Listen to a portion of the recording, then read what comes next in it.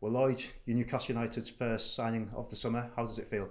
That feels good. I think coming to a club like this is exciting, and to be honest, I just can't wait to get settled and meet all the boys and obviously join up for pre-season.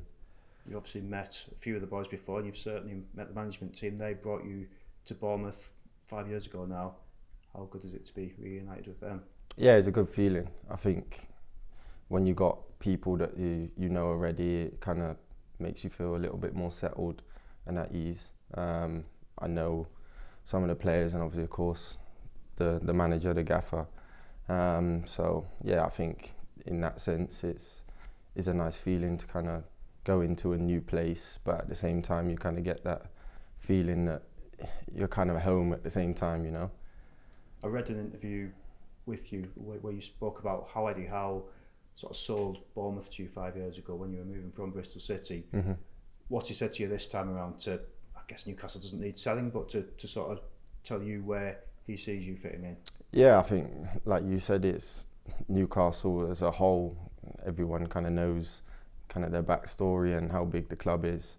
But yeah, for me to kind of come here, obviously speaking to the gaffer and things like that, it didn't really need to take much. I think the gaffer knows of how highly I think of him and the way he kind of shapes his teams and wants his teams to play. I think it kind of suits my attributes, so it kind of just made sense.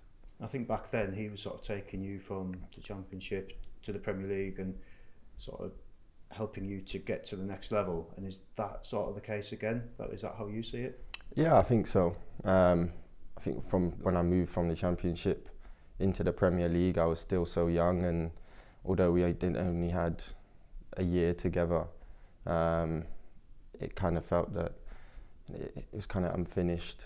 And I think the way he's seen different players over the years and he's helped develop players, I think I'm excited to kind of start this journey and see where it goes. Who else have you spoken to about the move? So obviously a few of the players that I knew from previous. You got Callum Wilson and Harvey Barnes, who I played in the England setup with. So yeah, those two players were kind of people who I kind of contacted with. Now, Jonathan Woodgate, who's one of the best defenders ever to play for Newcastle, he's described you as a Rolls Royce, and Eddie Howe's called you a deep thinker of the game, an unbelievable specimen. How would you describe yourself? Yeah, of course, I'll take those compliments for sure. But yeah, I think the way I view myself is someone who's calm, composed, wants to play with the ball, wants the ball. But at the same time, I think my defensive qualities kind of come to light throughout the games, and I enjoy kind of that 1v1 defending. So yeah, I think there's a bit of a balance there of being able to defend and of course be comfortable with the ball. I want to be able to step out and play and kind of show what I can do with the ball as well. So I think, yeah, there's a balance there. And of course you know what Eddie Howe wants from his defenders, but you must also have a little inkling of what Newcastle fans like from their defenders, in terms of they like defenders who can play on the front foot, who can bring the ball out of defence. There's a bit of a history of players doing that here.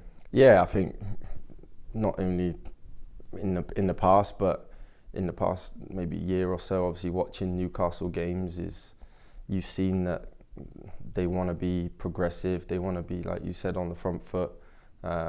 So I think it suits my style. I think your main position is a centre back, but you can play left back as well. I mean, how big is that versatility for you? I think it's massive.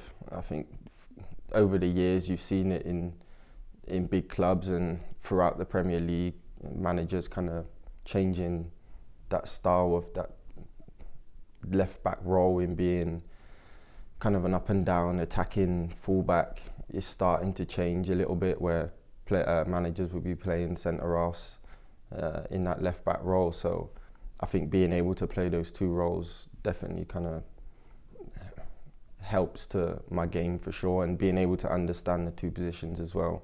So I think when I do play centre half, I kind of sort of already know what the left back wants, and then vice versa.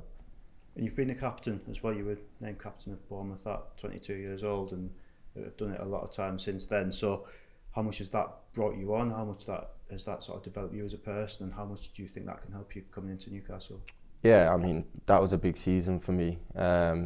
Going into that season, obviously, it was a big year and we wanted to get promoted back into the Premier League, and then obviously the manager then giving me that captaincy.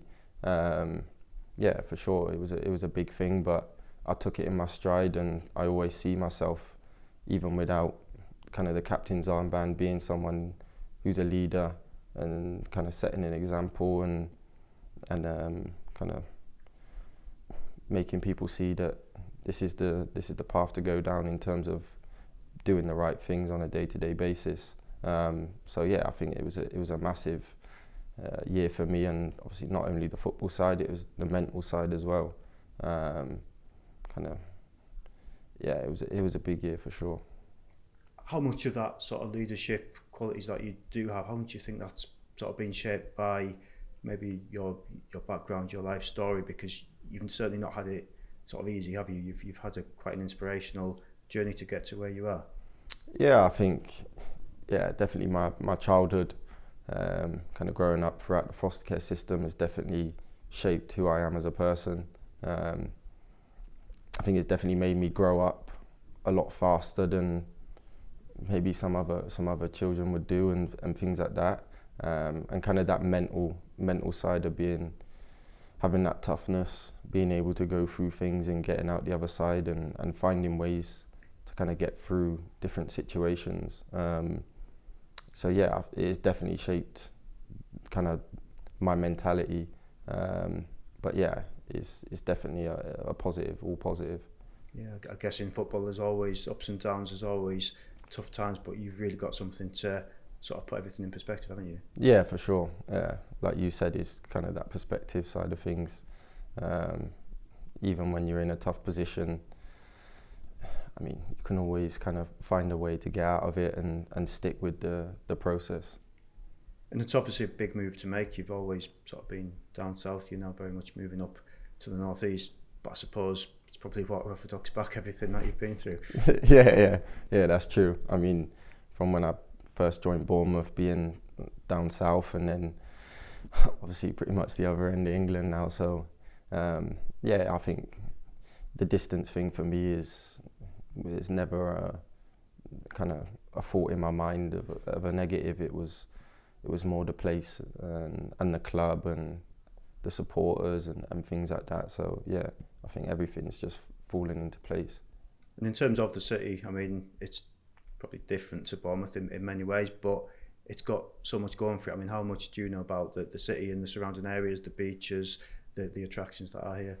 Yeah, I've spoken to a few people, and I think everyone's told me that everyone's super friendly up north, and is a nice city to live.